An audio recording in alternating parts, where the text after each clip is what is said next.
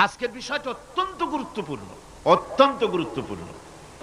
কোরআনে কারীমের মধ্যে আল্লাহ রাব্বুল আলামিন বলেন, ওয়া মা খালাকতুল জিন্না ওয়াল ইনসা ইল্লা লিয়াবুদুন। আমি মানুষ এবং জিনকে সৃষ্টি করেছি শুধুমাত্র আমার ইবাদতের জন্য, আমার গোলামির জন্য, আমার আনুগত্যের জন্য। এখন এই ইবাদত আমাদের সৃষ্টি হয়েছে কিসের জন্য? জবাব দিতে হবে সকলকে, কি জন্য? ইবাদতের জন্য। আমি যে মাঝে মধ্যে প্রশ্ন করি, তাতে কি আপনারা রাগ করেন নাকি? আমি আপনাদেরকে কষ্ট দেওয়ার জন্য প্রশ্ন করি না, এটি সুন্নতের একটি অংশ। হুজুর সাল্লাল্লাহু আলাইহি ওয়াসাল্লাম গুরুত্বপূর্ণ কথাগুলি সাহাবায়ে কিরামদেরকে 3 বার করে জিজ্ঞেস করতেন, যাতে করে কথাগুলি অন্তরের ভেতরে ঢুকে যায়, কলিজার ভিতরে ঢুকে যায়। আল্লাহ পাক আমাদের সৃষ্টি করেছেন ইবাদতের জন্য। কিসের জন্য? আমরা যেন তার গোলামি করি, সেই জন্য আল্লাহ পাক আমাদেরকে সৃষ্টি করেছেন, জিনদেরকেও সৃষ্টি করেছেন ইবাদতের জন্য। এই ইবাদত একটি ব্যাপক অর্থবোধক শব্দ। আমরা যদি ইবাদতটা নাই বুঝি, তা আমাদের মানব জন্ম হবে বৃথা।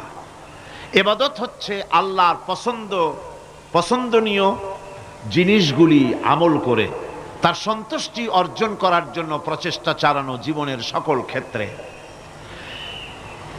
এর মধ্যে ইবাদতের ভিতরে এমন এক ব্যাপক অর্থ যে এর ভিতরে নামাজ, রোজা, হজ, যাকাত, সত্য কথা, আমানতদারি, দিয়ানতদারি, প্রতিবেশীর হক আদায় করা, মাতা পিতাকে শ্রদ্ধা করা, প্রতিবেশীর হক আদায় করা, স্ত্রীর হক আদায় করা, সৎ কাজের আদেশ করা, অসৎ কাজের নিষেধ করা, জিহাদ ফি সাবিলিল্লাহ করা, এই সব কিছুই হচ্ছে ইবাদতের মধ্যে শামিল।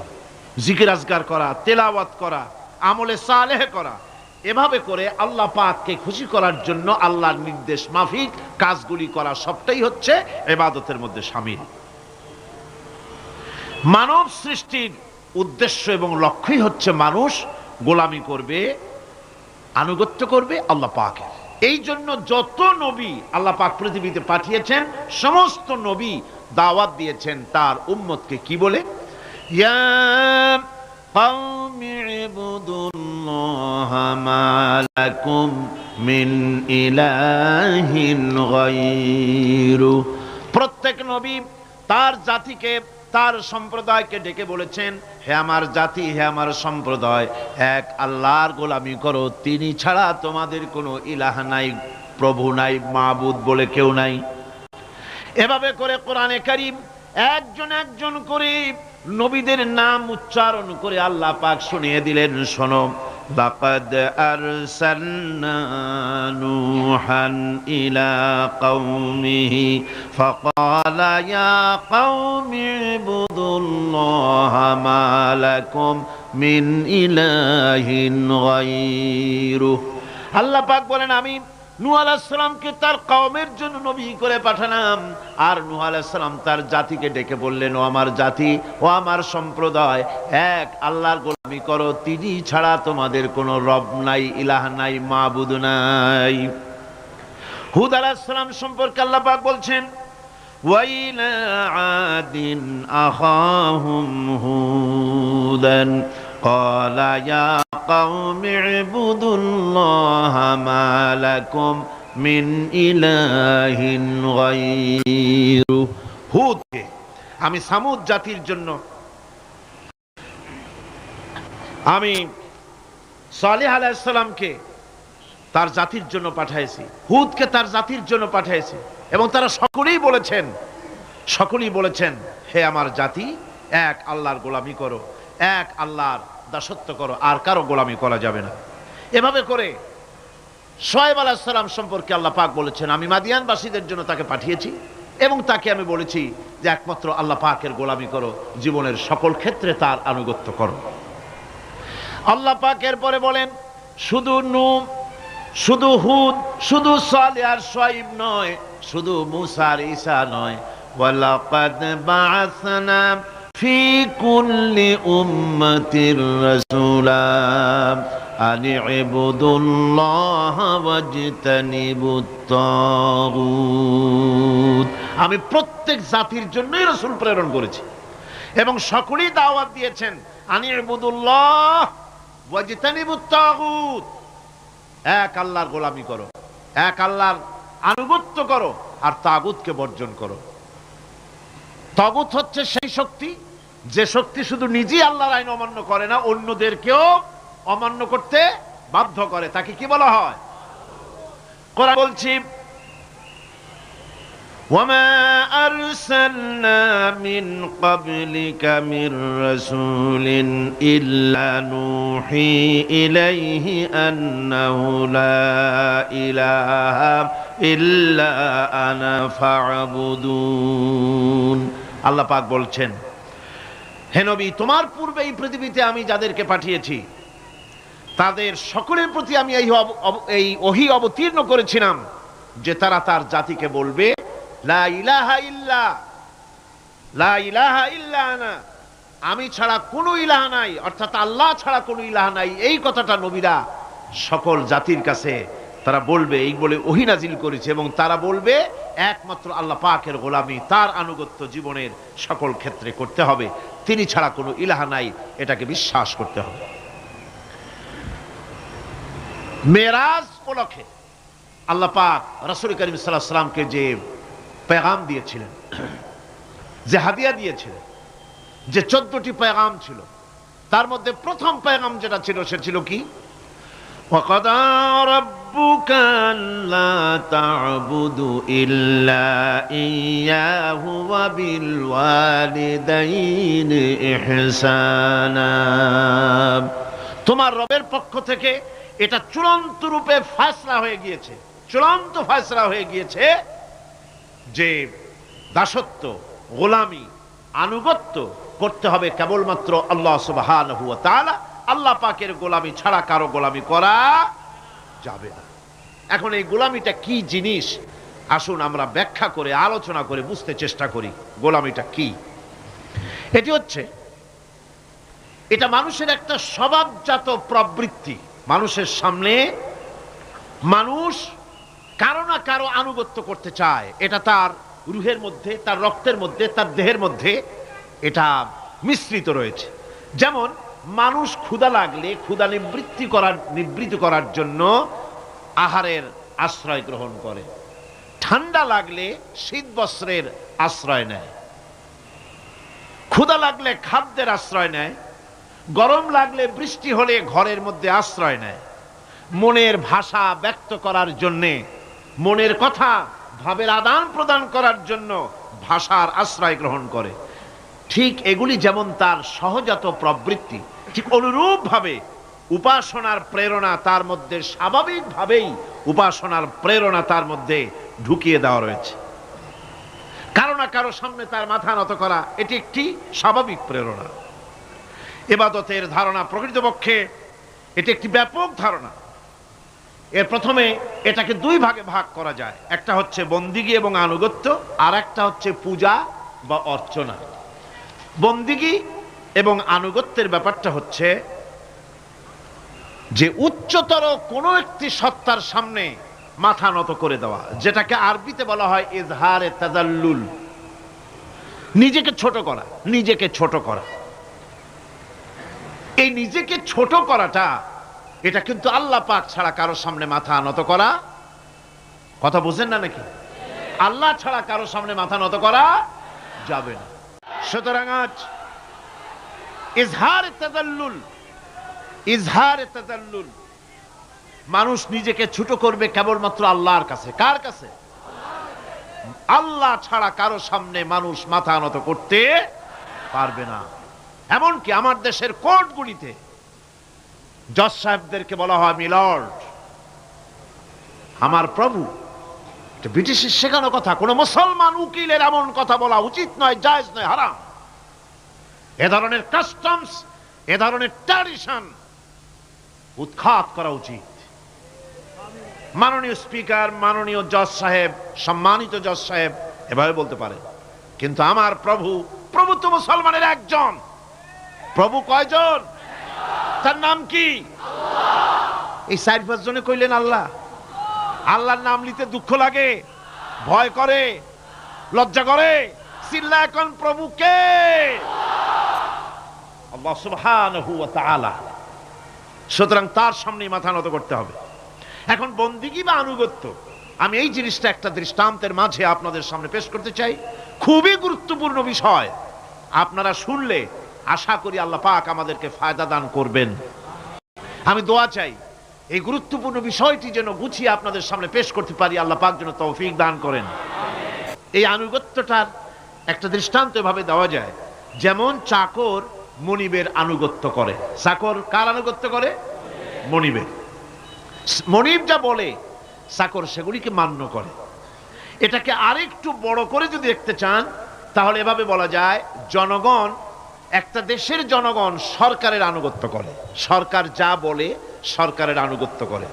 মানুষ তার নিজের অজান্তেও কোর্টে, কাছারিতে, আদালতে, রাস্তায়, নৌকায়, স্টিমারে, প্লেনে, শিক্ষাঙ্গনে, সর্বত্র একটি দেশের জনগণ একটা সরকারের আইন নিজের অজান্তেই মেশিনের মতো পালন করে চলে, ঠিক কিনা? এই দৃষ্টিতে যে পরিমাণ লোক কোন সরকারের কর্তৃত্ব সীমায় বাস করে এবং তার আইনের অনুবর্তন করে, তাদের সম্পর্কে আমরা বলতে পারি জনগণ অমুক সরকারের আনুগত্য করছে। আর এটাকে যদি আরবিতে বলেন তাহলে বলা যায় এভাবে, জনগণ অমুক সরকারের ইবাদত করছে, আনুগত্য করছে, দাসত্ব করছে, গোলামি করছে। এবার এই ধারণাটিকে আরো একটু প্রশস্ত করে দিন, তাহলে আপনি দেখতে পাবেন, প্রথমে বললাম মনিবার চাকর, তারপর বললাম জনগণ আর সরকার। এবার এই দৃষ্টিকে আরো প্রশস্ত করে দিয়ে বিশ্বের দিকে তাকান, মহা শূন্যের দিকে তাকান। গাছপালা, তরু লতা, কীট পতঙ্গ সব যেন কারো আইন মেনে চলছেই তো মনে হয়, নাকি কন? এবার শুনুন আল্লাহ পাক কি বলছে। আল্লাহ রাব্বুল আলামিন বলেন, আফাগায়রা দীনিল্লাহি ইয়াবগুন ওয়ালাহু আসলামা মান ফিস সামাওয়াতি ওয়াল আরদি তাওআন ওয়া কারহা।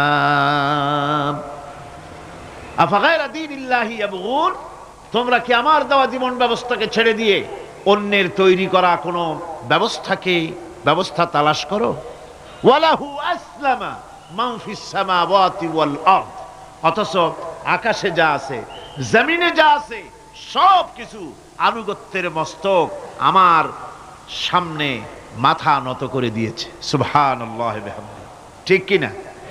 একটি ধূলি কণা থেকে শুরু করে নক্ষত্র লোক অবধি যা কিছু আমরা দেখতে পাই, যা দেখি না, সব হুকুম মানে কার? এই আইনের বৃদ্ধাচারণ করার ক্ষমতা কারো নাই। এটাকে বলা যায় গোটা বিশ্ব চরাচর আনুগত্য করছে, গোলামি করছে, ইবাদত করছে। কার করছে? আল্লাহ পাকের। এটাকে ইংরেজিতে বলা হয় ল অফ নেচার, এটাকে আরবিতে বলা হয় কানুনে ফিতরত, এটাকে বাংলায় বলা হয় প্রকৃতির আইন। এই আইনকে লঙ্ঘন করার ক্ষমতা কারো নাই। বন্ধুগণ, এই পৃথিবীর আপনি লক্ষ্য করে দেখবেন, কোরআন মাজিদে এই বন্দিগিকে কোথাও ইবাদত বলেছে, কোথাও তাসবিহ বলেছে, কোথাও তাকদীস বলেছে, কোথাও সুজুদ বলেছে, কোথাও কুনুত বলেছে। আল্লাহ রাব্বুল আলামিন এই ইবাদতকে, আল্লাহ পাকের এই আনুগত্যকে বিভিন্ন শব্দে ব্যবহার করেছেন। যেমন وَلَهُ مَنْ فِي السَّمَاوَاتِ وَالْأَرْضِ وَمَنْ عِنْدَهُ لَا يَسْتَكْبِرُونَ عَنْ عِبَادَتِهِ وَلَا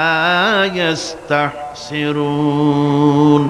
আসমান এবং জমিনে যা কিছু আছে সব আল্লাহ পাকের, আর যে সব ফেরেশতারা তার নিকটে আছে তারা সবাই আল্লাহ পাকের বন্দেগী করছে। আল্লাহ পাকের বন্দেগী করার ভিতরে কেউ ত্রুটি করছে না।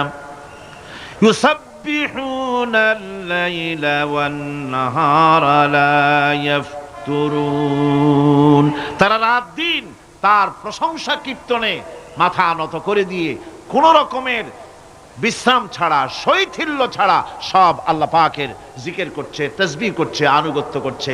আকাশের সমস্ত ফেরেশতারা, কত ফেরেশতা তার তো কোনো ঠিক ঠিকানা নাই, কত লক্ষ লক্ষ ফেরেশতা আছে শুধু রুকুর হালতে আছে, কেউ তো সেজদার হালতে আছে, কেউ তো কিয়ামের হালতে আছে, আর যার উপরে যে ডিউটি আছে সেই ডিউটি পালন করছে, সব আল্লাহ পাকের আনুগত্য করে চলছে।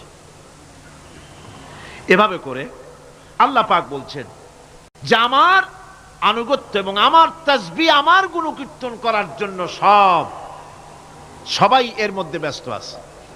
ইউসাব্বিহু লিল্লাহি মা ফিস সামাওয়াতি ওয়া মা ফিল আরদ আল মালিকিল কুদ্দুসিল আজিজিল হাকীম। ইউসাব্বিহু লিল্লাহি, তাসবিহ পড়ছে, সাব্বাহা ইউসাব্বিহু তাসবিহান, তাসবিহ পড়েছে, তাসবিহ পড়ছে, তাসবিহ পড়বে। কিয়ামত পর্যন্ত যা কিছু আছে আকাশে, যা কিছু আছে জমিনে, যা কিছু আছে এর মাঝখানে, সব তাসবিহ পড়ছে কার? আল্লাহ পাকের জিকির করছে, তাসবিহ করছে। হযরত ইউনূস আলাইহিস সালাম মাছের পেটে যখন ঢুকে পড়েছিলেন, যখন নিজের জীবন সম্পর্কে হতাশ হয়ে গিয়েছিলেন, তখন তিনি শুনতে পাচ্ছিলেন চতুর্দিকে যে সমস্ত জলচর প্রাণী আছে, হাত্তাকে সমুদ্রের তলদেশের, দরিয়ার তলদেশের বালুকণা, পাথরের নুড়ি, শৈবাল, সব কিছু থেকে আল্লাহ পাকের জিকির হচ্ছে। ভিতর থেকে আওয়াজ আসতেছে, আল্লাহ আল্লাহ আল্লাহ আল্লাহ আল্লাহ আল্লাহ আল্লাহ আল্লাহ আল্লাহ। জোরে বলেন আল্লাহ আল্লাহ আল্লাহ আল্লাহ আল্লাহ আল্লাহ আল্লাহ। হযরত ইউনূস আলাইহিস সালাম তখন বললেন, লা ইলাহা ইল্লা আনতা সুবহানাকা ইন্নী কুনতু মিনাজ জালিমিন। পড়েন সবাই, লা ইলাহা ইল্লা আনতা সুবহানাকা ইন্নী কুনতু মিনাজ জালিমিন। লা ইলাহা ইল্লা আনতা, তুমি ছাড়া কোনো ইলাহা নাই। আমি তোমার প্রশংসা করছি, আমি তোমার পবিত্রতা ঘোষণা করছি। আমি নিজের উপর জুলম করেছি। গাছপালা, তরুলতা সব তাসবিহ পড়ছে, জিকির করছে কার? আল্লাহ পাকের। এই জন্য রাসূল কারীম সাল্লাল্লাহু আলাইহি ওয়াসাল্লাম বলেছেন, গাছের পাতাটিও ছিঁড়ো না, প্রয়োজন হলে গাছটা কেটে ফেলো, কিন্তু বিনা প্রয়োজনে গাছের পাতাও ছিঁড়ো না, কারণ গাছের পাতা আল্লাহ পাকের জিকির করছে। কার জিকির করে? গাছপালা, তরুলতা, কীট পতঙ্গ সব আল্লাহ পাকের তাসবিহ করছে, জিকির করছে। কোরআনে কারীম বলছে, ওয়ালিল্লাহি মুলকুস সামাওয়াতি ওয়াল আরদি ওয়া ইলাল্লাহিল মাসির। আকাশ মণ্ডল এবং জমিনের বাদশাহী আল্লাহ পাকের, এবং তারই কাছে আমাদের সকলকে ফিরে যেতে হবে। মালিক হচ্ছেন তিনি, আর তার তাসবিহ আকাশ জমিন, যা দেখতে পাই, যা দেখতে পাই না, এর মধ্যস্থিত যা কিছু আছে সব কিছুই আল্লাহ পাকের তাসবিহ গুণকীর্তনে সব নিরত আছে। অন্য আয়াতে আল্লাহ পাক বলেন, ওয়ালাহু মান ফিস সামাওয়াতি ওয়াল আরদি কুল্লুন লাহু কানিতুন। আসমান এবং জমিনে যা আছে তা সবই আল্লাহর নির্দেশের সামনে মাথা নত করে দিয়েছে। শুধু তাই নয়, আশ-শামসু ওয়াল কমারু বিহুসবানিন ওয়ান নাজমু ওয়াশ-শাজারু ইয়াসজুদান। সূর্য এবং চন্দ্র হিসাব অনুযায়ী আবর্তিত হচ্ছে, এবং বৃক্ষ এবং নক্ষত্ররাজি সেজদায় রত হয়ে আছে। সব আল্লাহ পাকের সামনে মাথা নত করে দিয়েছে। এই ইবাদত, তাসবিহ, আজ্ঞা অনুবর্তিতা, নিয়মানুবর্তিতা, সচেতনতা, সকল কিছু সকলেই মিলে আল্লাহ পাকের একটি ধূলিকণা থেকে শুরু করে পাহাড় পর্বত পর্যন্ত সব আল্লাহর নিয়ম কানুন মেনেই চলছে। আপনি দেখতে পাচ্ছেন সমুদ্রে যে জোয়ার এবং ভাটা হয়, কার নির্দেশে হয়? কার নির্দেশে হয়? আরো লক্ষ্য করুন, সমুদ্রের পানি লবণাক্ত। এই নোনা পানি, সমুদ্রের নোনা পানিগুলি পদ্মা, মেঘনা, যমুনা, ব্রহ্মপুত্র, শীতলক্ষা, সুরমা, এসব মিষ্টি পানি নোনা পানির মধ্যে চলে যায়।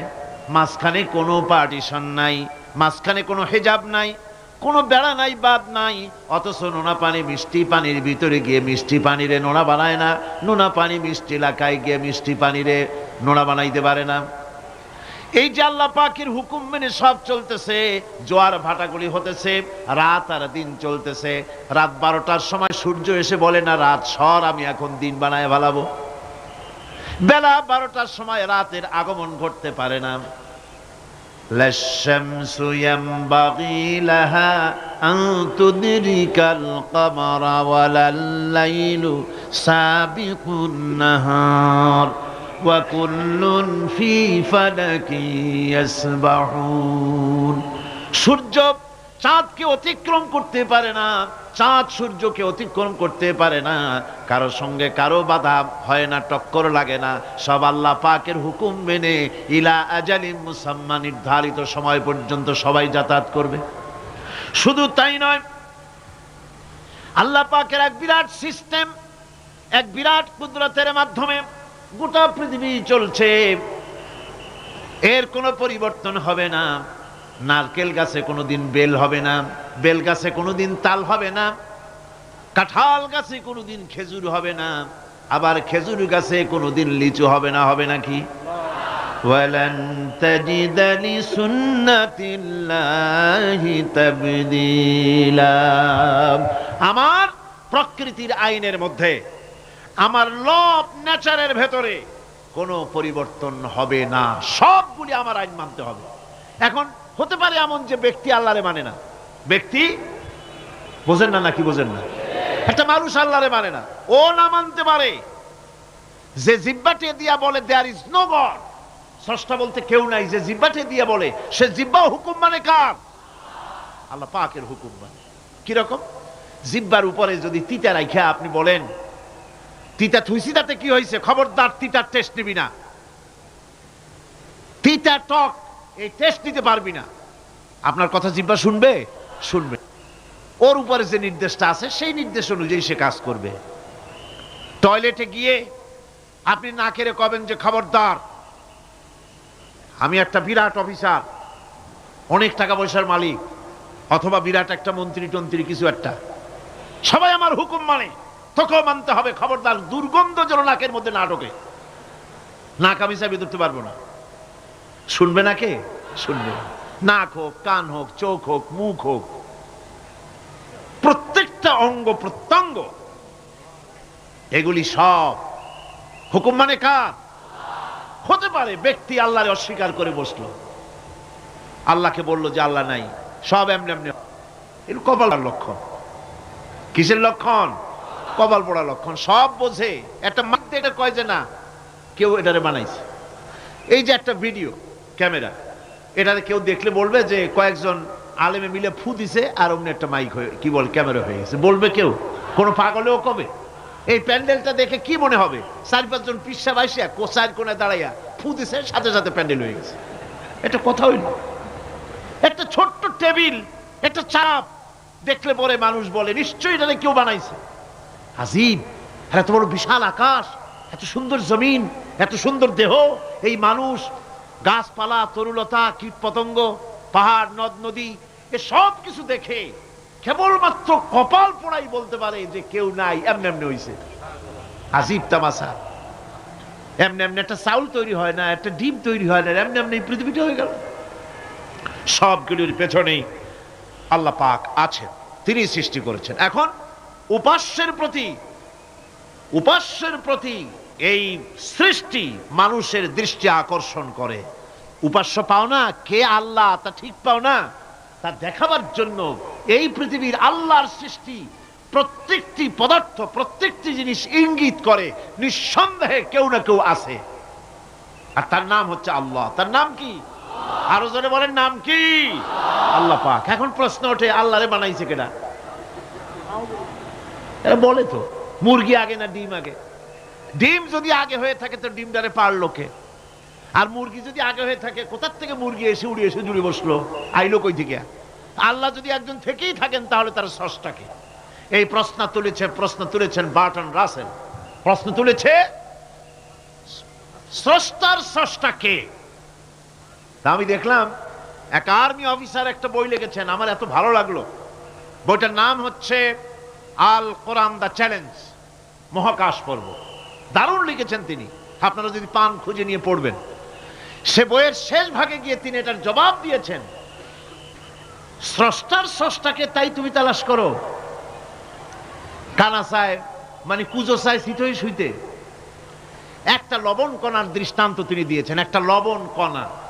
একটি লবণ কণার ভিতরে যতগুলি মলিকুল থাকে, একটা লবণ কণার ভিতরে যতগুলি ক্যালাস থাকে, একটা লবণ কণার ভিতরে যতগুলি উপকরণ আর উপাদান থাকে, অর্থাৎ একটা লবণ কণা যত উপকরণ যত উপাদান ধারণ করে, তার ধারণ ক্ষমতা যতখানি, এতখানি জিনিস ধারণ করতে 1000 বার্টন রাসেলের মগজের দরকার। একটা লবণ কণা, সেইটার চিন্তা করাই কঠিন। আর এত বড় মহাবিশ্ব যিনি সৃষ্টি করেছেন তার স্রষ্টাকে তালাশ করতে চাও, এটা কি স্বাভাবিক কথা? এটা পাগলের প্রশ্ন হতে পারে, এটা পাগলের প্রশ্ন হতে পারে। গ্যাগারিন টিটপ আর প্রথম মহাশূন্যচারী ছিল। গ্যাগারিন বেটা মহাশূন্য ঘুরি টুরি আইসা কয় কি, কয় যে মুসলমানেরা যারে কয় আল্লাহ, হিন্দুরা যারে কয় ভগবান, খ্রিস্টানরা যারে কয় গড, মহাশূন্য এত ঘুরলাম, আল্লাহরেও দেখলাম না, ভগবানেরও দেখলাম। আজীব তামাশা। তুমি তো তোমার শরীরটাই দেখো না, তোমার শরীরটাই তো তুমি দেখতে পাও না। তোমার মাথার তালুটা কেমন তা কি দেখছো কখনো? আয়না নিচের দিকে দিয়ে ঠ্যাং উপরের দিকে দিয়ে তাকাইলে যদি দেখো মাথার তালু কেমন। নিজের ঘাট দেখো না, পিঠ দেখো না, নিজের হিপ দেখতে পারো না। আয়না টায়না সাইড পাঁচখান না নিয়ে দেখার উপায় নাই কোন জায়গায় কি আছে শরীরে। নিজের শরীরটাই দেখো না, কত বড় সাহস! এই শরীরের স্রষ্টাকে দেখতে চাও? লা তুদরিকুহুল আবসার। কোন দৃষ্টি শক্তি তাকে মুহাইয়া করতে পারবে না, তার দৃষ্টি সকলকে আয়ত্ত করবে, কিন্তু পৃথিবীর কোন দৃষ্টি শক্তি তাকে আয়ত্তের ভিতরে নিতে পারবে না। মুসা আলাইহিস সালামের মতো পয়গম্বর তিনি বলেছিলেন, রব্বি আরিনি, রব্বি আরিনি, আল্লাহ আমি তোমারে দেখতে চাই। আল্লাহ পাক বলেছেন লান তারানি, কখনোই দেখতে পারবে না। সুবহানাল্লাহ বিহামদিহি। সুতরাং এই পৃথিবীর সব কিছু ইঙ্গিত করে যে একজন আছেন। এই ফুলের সৌন্দর্য যিনি দিলেন, ফুল দেখা যায়, সৌন্দর্য দেখা যায়, কিন্তু গন্ধ দেখা যায় না। এই পানির মিষ্টতা, মিষ্টি পানি, ফুলের গন্ধ, জোনাকি পোকার আলো, এই যে সুন্দর সুন্দর জিনিস দিয়ে আল্লাহ পাক এই বিশ্বকে সজ্জিত করেছেন, এ সব কিছুই ইঙ্গিত করে নিঃসন্দেহে একজন আছেন। আর যিনি আছেন তার নাম হচ্ছে কি? আল্লাহ। জোরে বলেন তিনি কে? আল্লাহ। এখন এই স্রষ্টাকে চিনতে মানুষের বড্ড হয়রানি স্রষ্টাকে চেনার জন্য। এই স্রষ্টাকে খোঁজার জন্য, চেনার জন্য মানুষ শক্তি পূজা আরম্ভ করলো। ওই যে আমি আগে বলেছি, মানুষের মধ্যে একটা স্বাভাবিক প্রেরণা এই কারো না কারো সামনে মাথা নত করে দেবে। সেজন্য মানুষ, কেউ তো আগুনকে পূজা করলো, আগুনের ভিতরে শক্তি আছে বলে আগুনের সামনে মাথা নত করে দিল, পাহাড়ের সামনে মাথা নত করে দিল, মূর্তি বানাইয়া মূর্তির সামনে মাথা নত করলো, কাঠের মূর্তি, মাটির মূর্তি বানাইয়া তার সামনে মাথা নত করে দিল। এগুলির সামনে যদি তুমি মাথা নত করলে, এগুলি কি মাছির মতো একটা ছোট্ট প্রাণীও বানাতে পারবে? এই চ্যালেঞ্জ কার? আল্লাহ পাকের। কোরআন শরীফে আল্লাহ পাক বলেছেন, নবী ওদের বলেন, ওরা কি মাছির মতো ছোট্ট একটা প্রাণী বানাতে পারবে? পারবে না। এমন কি ওদের সামনে যে খাদ্যগুলি রাখা হয়, মূর্তি টুর্তি বানায়া সামনে যে খাদ্য রাখা হয়, এই খাদ্যের উপরে যদি মাছি পড়ে, খাবারগুলি উড়াই নিয়ে যায়, অথবা ওদের নাকের উপর এসে যদি মাছি এসে পড়ে, এই মাছিটাকে এতগুলো হাত সাথে একটা টোকা দিয়ে একটা মাছিকে উড়াই দিতে পারবে না। পারবে না। সুতরাং বুঝতে হবে, একথা বুঝতে হবে, স্রষ্টাকে তালাশ করতে গিয়ে মানুষেরা আগুনের পূজা করলো, পাথরের পূজা করলো, গাছের পূজা করলো, মাছের পূজা করলো, সাপের পূজা করলো, বাঘের পূজা করলো, শেষ পর্যন্ত সেক্সুয়াল অর্গান, এটার বাংলা করলাম না, এটারও পূজা করলো। এটাকে একটা শক্তির প্রতীক মনে করে এটার সামনেও মাথা নত করলো। বন্ধুগণ, মাটির পূজা করলো, জমিনকে নিজের মা মনে করে এটার পূজা করলো। অথচ আল্লাহ পাক পরিষ্কার করে বলে দিয়েছেন, লা ইলাহা ইল্লা আনা ফা'বুদুন, আমি ছাড়া কোনো ইলাহ নাই, আল্লাহ ছাড়া কোনো ইলাহ নাই। কোরআনে কারীম বলছে, ইন্নাল্লাযীনা তাদউনা মিন দুনিল্লাহি ইবাদুন আমসালুকুম। আল্লাহ পাক বলেন, আমাকে বাদ দিয়ে তোমরা যার সামনে মাথা নত করো, যার সামনে পূজা করো, অর্চনা করো, বন্দিগি করো, ওটা তোমার মতো আমার আরেকটি গোলাম। তুমি যেমন আমার গোলাম, ওটাও আমারই গোলাম। এই আল্লাহ সুবহানাহু ওয়া তাআলা তিনি বলছেন, আমাকে বাদ দিয়ে যার সামনে মাথা নত করো, ওরা আমার গোলাম। সূর্য কার গোলাম? চন্দ্র কার গোলাম? সাপ বলেন, বাঘ বলেন, আগুন বলেন, সব কার গোলাম? এগুলি সব কার কথা শোনে? আগুন যতই পূজা করেন, আগুনের মধ্যে আপনি পড়লে আগুন কি ছাড়বে? ছাড়বে না। তবে হ্যাঁ, আগুনের মালিক যদি বলে তাহলে ছেড়ে দিবে, ঠিক কিনা?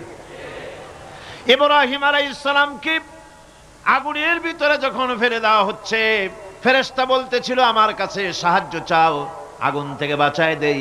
হযরত ইব্রাহিম বলেছিলেন, আমার তো পরীক্ষা হতেছে, ইমতিহান হতেছে, আমাকে ডিস্টার্ব করো না, আমি তোমার কাছে কেন সাহায্য চাইবো? আমি আগুনে পুড়লে পরে আমার মাবুদ, আমার খোদা, আমার আল্লাহ তিনি যদি খুশি হন, তাহলে আমার এমন আল্লাহকে খুশি করার জন্য 1000 বার পুড়তে রাজি আছি। তোমার কাছে কেন সাহায্য চাইবো? আমি তো অন্ধ, আল্লাহর ইবাদত করি না, যিনি আমার দুঃখ দুর্দশা নিজের চোখে না দেখেন। আগুনের মধ্যে পড়ে গেলেন। আল্লাহ পাক আগুনকে অর্ডার করে দিলেন, ইয়া নারু কুনি বারদাও ওয়া সালামান আলা ইব্রাহিম। আগুন, আমার ইব্রাহিমের জন্য ঠান্ডা হয়ে যা, শান্তিদায়ক ঠান্ডা হয়ে যা। তাহলে দেখা গেল আগুনের মালিক হচ্ছেন আল্লাহ পাক। আল্লাহ পাক আজও যদি কোনো পূজা করা রাখবেন আগুনের, আগুনের পূজা করা তো হারাম। আগুন হচ্ছে আল্লাহর গোলাম, আল্লাহর সৃষ্টি, এটা হচ্ছে মাখলুক, আল্লাহ হচ্ছেন খালিক। বিশ্বকবি, কবি সম্রাট আল্লামা ডক্টর ইকবাল কি সুন্দর করে বলেছেন, আজ ভি হো জো ইব্রাহিম কা ইমা पैदा, आज भी हो जो इब्राहिम का इमां पैदा, आग कर सकती है एक अंदाज गुलिस्तान पैदा। ইব্রাহিমের ঈমান যদি আজও কোথাও হয় বিদ্যমান, করতে পারেন অগ্নিকুণ্ডে খুবসুরত এক গুলিস্তান। এখনো যদি ইব্রাহিমের ঈমান যদি কারো মধ্যে জাগ্রত হয়, আর তাকে যদি আগুনে ভালানো হয়, সে আল্লাহ আজও আছেন না? নাই? আছে কিনা? আল্লাহু লা ইলাহা ইল্লা হুয়াল হাইয়ুল কাইয়ুম। পড়েন সবাই, আল্লাহু লা ইলাহা ইল্লা হুয়াল হাইয়ুল কাইয়ুম। তিনি সদা জাগ্রত, তিনি চিরঞ্জীব। সুতরাং মহান শক্তিধর আল্লাহ পাক, তার হচ্ছে সব গোলাম। তুমি গোলাম হইয়া আর এক গোলামের কাছে হাত পাতো, সে তোমারে কিচ্ছু দিতে পারবে না। আমি দৃষ্টান্ত দিতে গিয়ে বলি, একজন ভিক্ষুক সে যদি আর একজন ভিক্ষুকের কাছে গিয়ে বলে, ভাই আমারে 10টা টাকা দাও, সে 10 টাকা পাবে কই? সারাদিন খয়রাত করিয়া পাইছে মোটে 5 টাকা, তোমারে তো 10 টাকা দিতে পারবে না। ও ভিক্ষুক, তুমিও ভিক্ষুক। সুতরাং গোটা বিশ্ববাসী হচ্ছে আল্লাহ পাকের কাছে ভিক্ষুক। সবগুলি কি ভিক্ষুক? প্রধানমন্ত্রী হোক, প্রেসিডেন্ট হোক, প্রধান সেনাপতি হোক, আল্লাহ পাকের দরবারে এগুলি কিচ্ছুই না, গোলাম। এগুলি সব কি? গোলাম আর গোলাম। সুতরাং মাথা নত করা যাবে না কারো সামনে। এই প্রকৃতি, এই নেচার শেখাচ্ছে, একজন আছেন, সেটাকে বুঝতে হবে। বোঝার জন্য আল্লাহ কি দিয়েছেন? কি বোঝার জন্য আল্লাহ পাক মানুষকে ব্রেন দিয়েছেন, বিবেক দিয়েছেন। শোনার জন্য কান দিয়েছেন, দেখার জন্য চোখ দিয়েছেন। আল্লাহ পাক বলছেন, লাহুম কুলুবুন লা ইয়াফকাহুনা বিহা ওয়া লাহুম আয়ুনুন লা ইউবসিরুনা বিহা ওয়া লাহুম আযানুন লা ইয়াসমাউনা বিহা উলাইকা কাল আনআম বাল হুম আযাল উলাইকা হুমুল গাফিলুন। আমি যাদেরকে কান দিয়েছিলাম, কলব দিয়েছিলাম, বিবেক দিয়েছিলাম, বিবেক দিয়ে সব বুঝলো, কিন্তু আমারে বুঝলো না। বিবেক দিয়া সব বুঝলো, বিবেক দিয়া সমস্ত জিনিস, নিজের স্বার্থের জিনিসগুলি বুঝলো, কিন্তু আল্লাহকে বুঝলো না। কান দিয়েছিলাম শোনার জন্য, গান শুনলো, বাজে কথা শুনলো, সব শুনলো, কিন্তু হকের দাওয়াত তার কানের মধ্যে ঢুকলো না। হক বুঝলো না, হক শুনলো না, হক দেখলো না, সত্যকে চিনতে পারলো না।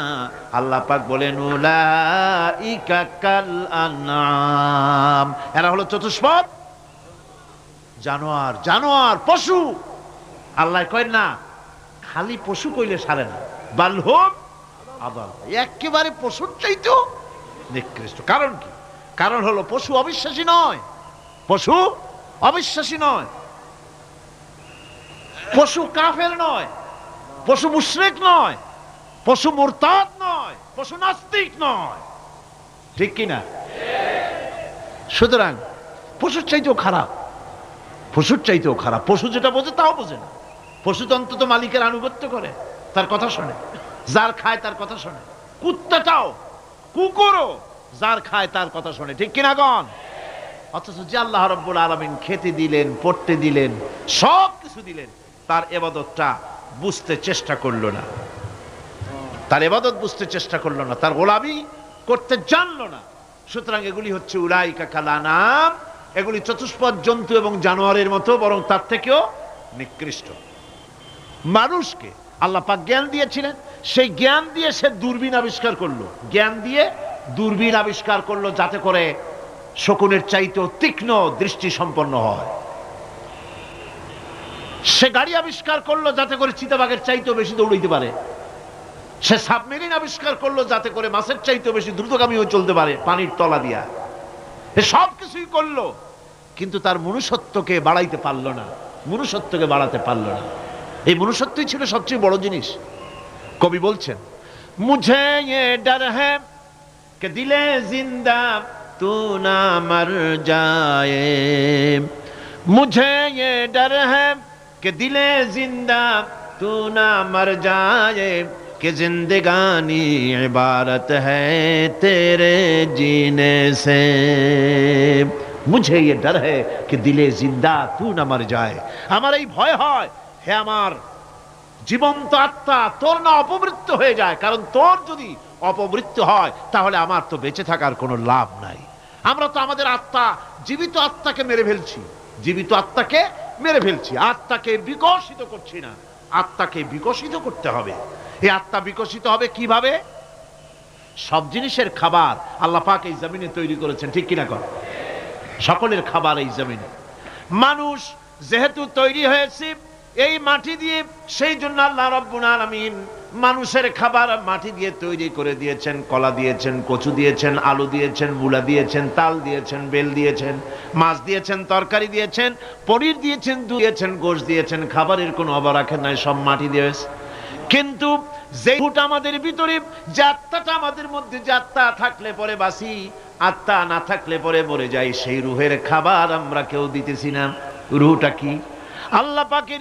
আল্লাহ পাক বলছেন, নবী আপনাকে প্রশ্ন করা হয়, ওয়ায়াসআলুনাকা আনির রূহ কুলির রূহু মিন আমরি রাব্বি। নবী হে, প্রশ্ন করা হয় রূহ কি জিনিস? এর জবাব হচ্ছে এই, বলে দিন রূহ হচ্ছে আল্লাহর একটু অর্ডার, একটু হুকুম তোমার ভিতরে কাজ করছে। ওই রূহেরও কিছু খাবার আছে, ওই রূহেরও কিছু খাবার আছে। সেই রূহকে খাবার জমিনে তৈরি হবে না। রুহ গোশত খাবে না, পনির খাবে না, দুধ খাবে না, সর খাবে না, ফল খাবে না, কি খাবে? রুহের খাবার। যেহেতু রুহ এই পৃথিবীতে তৈরি হয় নাই, রুহ এসেছে আলমে আরওয়াহ থেকে, সেজন্য রব্বুল আলামিন রুহের খাবার পাঠিয়েছেন লৌহ মাহফুজ থেকে। আল্লাহ পাক কোরআনে কারীমকে রূহের খোরাক করে পাঠিয়েছেন। রূহকে যদি বাঁচাতে চান তাহলে তার একমাত্র খাদ্য হতেছে তেলাওয়াতে কোরআন। তেলাওয়াতে কোরআন, যত তেলাওয়াত করবেন ততই মজা লাগবে। সুবহানাল্লাহ, কোন সুবহানাল্লাহ। একটু হারাম শরীফ থেকে বেড়ায় আসেন। টাকা পয়সা যাদের আছে তাদের বলছি, পয়সা কড়ি যাদের আছে সিঙ্গাপুর বেড়ায়। আরে সিঙ্গাপুর বেড়ায় করবা কি? মার্কেটিং ছাড়া আর কিছুই নাই। সিঙ্গাপুর, ব্যাংকক, হংকং এই সমস্ত জায়গায় ঘুরে টুরে আসে খুব দেখে আসছে। টাকা নষ্ট করে লাভ নাই, বরং পয়সা কড়ি যদি আল্লাহ দিয়ে থাকেন হস্ত করবেনই। পয়সা কড়ি বেশি থাকলে রমজান মুবারকে উমরা করে এসেন। রাসূল করিম সাল্লাল্লাহু আলাইহি ওয়াসাল্লাম বলেছেন, যে ব্যক্তি রমজান মুবারকে উমরা করলো সেজন্য আমার সাথে হজ আদায় করলো। কেন বলি? এই জন্য বললাম, আল্লাহ পাক আমাকে কয়েকবার নসিব করেছেন। সেখানে যখন রমজান মুবারকে যখন তেলাওয়াত হতে থাকে তারাবিহের ভেতরে, মনে হচ্ছে যেন আকাশ থেকে ওহী নাজিল হতেছে। মানুষের চোখের পানি, নাকের পানি একাকার হয়ে যায় হারাম শরীফের ভিতরে। সেখানে তো মুনাজাত সারা বছর মুনাজাত হয় না, মুনাজাত হয় রমজান মুবারকে বেতেরের নামাজের ভিতরে। বেতেরের নামাজের ভিতরে ইমাম সাহেব হাত তুলে মুনাজাত করেন।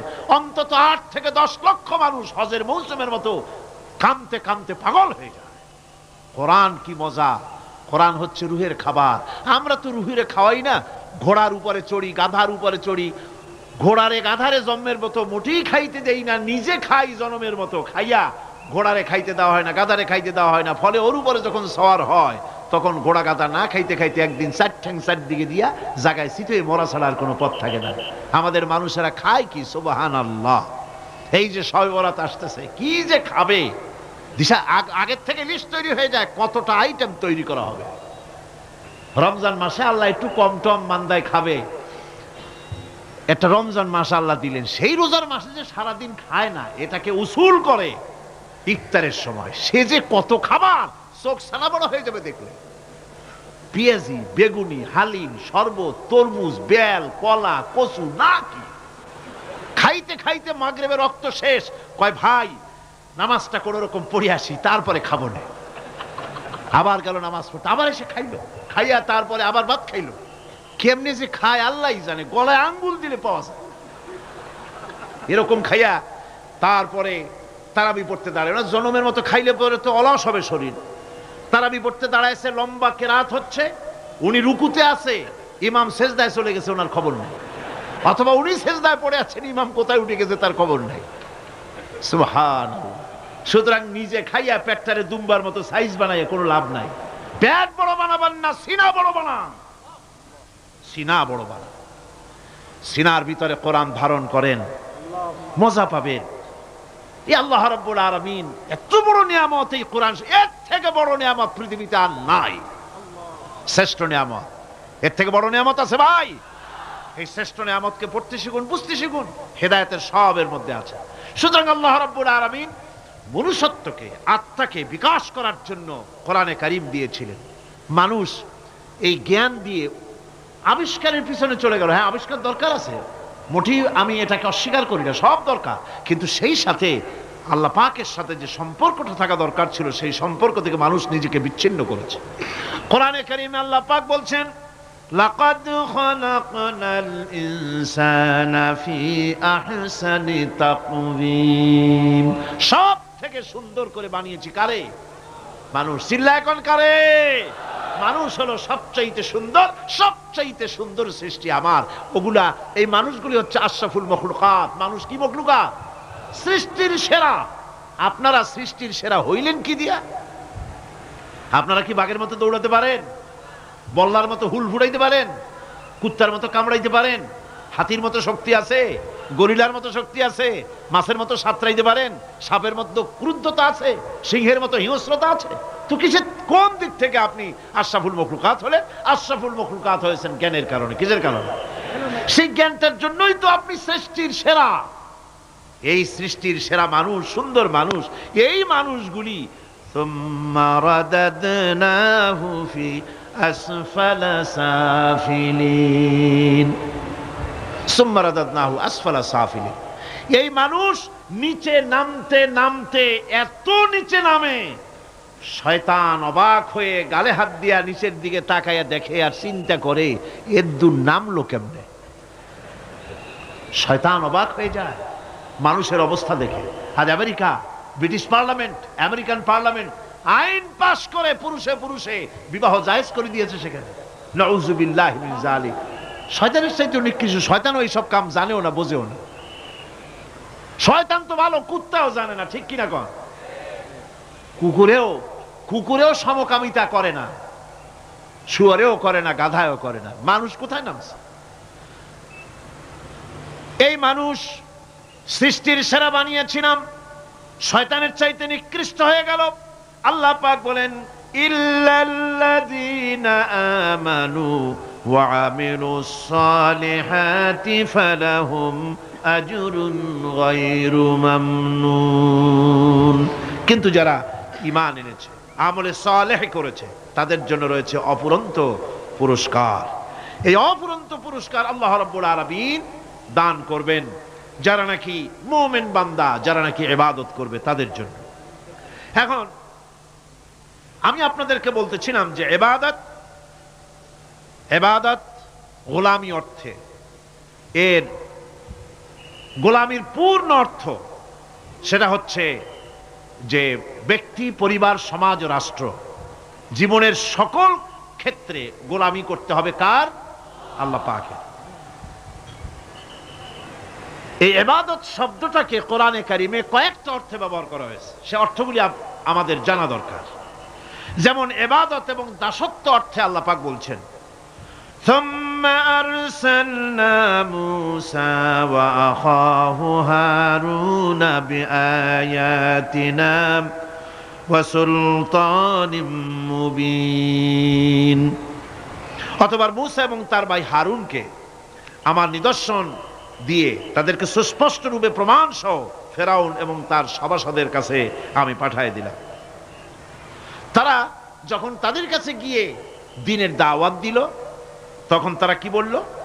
ফাকালু আনুমিনু লিবাশারাইনি মিসলিনা ওয়া কওমুহুমা লানা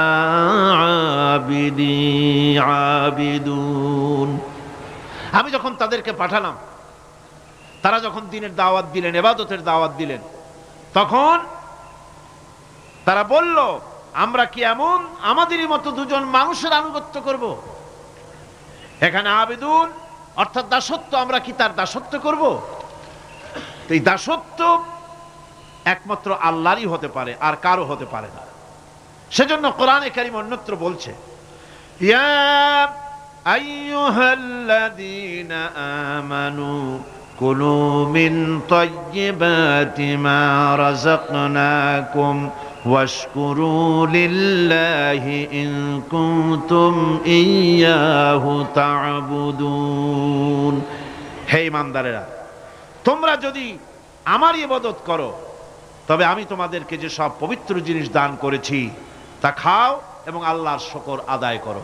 তো ইবাদত আল্লাহ পাকের করলে আল্লাহ পাক তাদেরকে খেতে দিবেন, পড়তে দিবেন, সবকিছু আল্লাহ পাক করে দিবেন।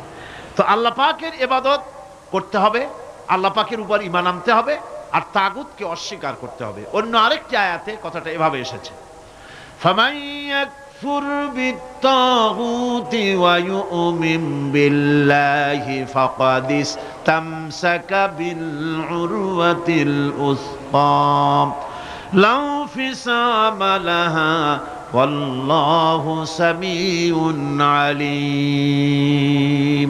ফামান ইয়াকফুর বিত্তাগুত, যে ব্যক্তি তাগুত অস্বীকার করলো, ওয়া ইউমিন বিল্লাহ এবং আল্লাহর উপর ঈমান এনেছে, ফাকাদ ইসতামসাকা বিল উরওয়াতিল উসকা, সে এমন এক মহান অবলম্বন ধারণ করলো যে কোনো জিনিসই তাকে বিচ্ছিন্ন করে দিতে পারবে না। এমন এক মহান অবলম্বন ধারণ করেছে। সুতরাং আল্লাহর উপর ঈমান আনতে হবে, তাগুতকে অস্বীকার করতে হবে। ইবাদত জীবনের সকল ক্ষেত্রে করতে হবে কার? আল্লাহ পাক।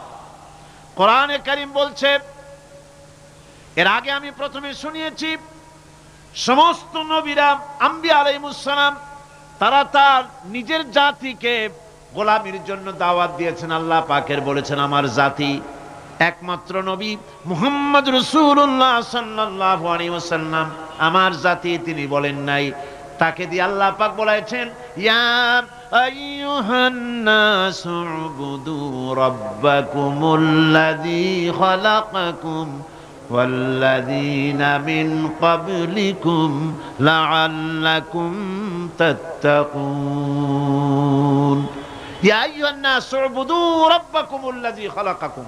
রাব্বাকুম উবুদু রাব্বাকুম আয় আতিউ রাব্বাকুম। গোলামি করো, আনুগত্য করো, দাসত্ব করো তোমার সেই প্রভুর, সেই রবের যিনি তোমাকে সৃষ্টি করেছেন। তার আনুগত্য জীবনের সব ক্ষেত্রে করো। এক জায়গায় করলে হবে না, সব জায়গায় করলে হবে। জীবনের সমস্ত কাজটাই হলো ইবাদত হবে যদি মুসলমান আল্লাহর হুকুম মাফিক তার জীবনকে পরিচালনা করে। আপনার চোখের চাহনিটাও তো ইবাদত হবে। সুবহানাল্লাহ। এই চোখ দিয়ে গুনাহ কামাই করা যাবে, আবার এই চোখ দিয়ে সওয়াব কামাই করা যাবে। যদি কোনো সন্তান তার মা বাপের দিকে ভক্তির নজরে, মহব্বতের নজরে যদি তাকায়, নবীজি বলেছেন একটা কবুল নফল হজের সওয়াব আমলনামায় লেখা যাবে। সাহাবীরা প্রশ্ন করেছেন, যদি কেউ 100 বার তাকায় তো কি হবে? নবীজি বলেছেন, আল্লাহ রাব্বুল আলামিনের নিয়ামতের ভান্ডার অফুরন্ত নিয়ামতের, সেখানে কোনো অভাব নাই। যদি কোনো বান্দা যদি তার মা বাপের দিকে দৈনিক 100 বার তাকায় তো ওই বান্দার আমলনামায় 100 কবুল নফল হজের সওয়াব লেখা যাবে। তাহলে দেখা গেল চোখের চাহনি আপনার ইবাদত, আপনার ঘুম ইবাদত, আপনার চাকরি ইবাদত, আপনার ব্যবসা বাণিজ্য ইবাদত। তার মানে হলো আল্লাহর গোলামি, আল্লাহর হুকুম অনুযায়ী কাজ করার নামই হচ্ছে ইবাদত। ইয়াকা না'বুদু ওয়া ইয়াকা নাস্তাঈন। পড়েন সবাই, ইয়াকা না'বুদু ওয়া ইয়াকা নাস্তাঈন।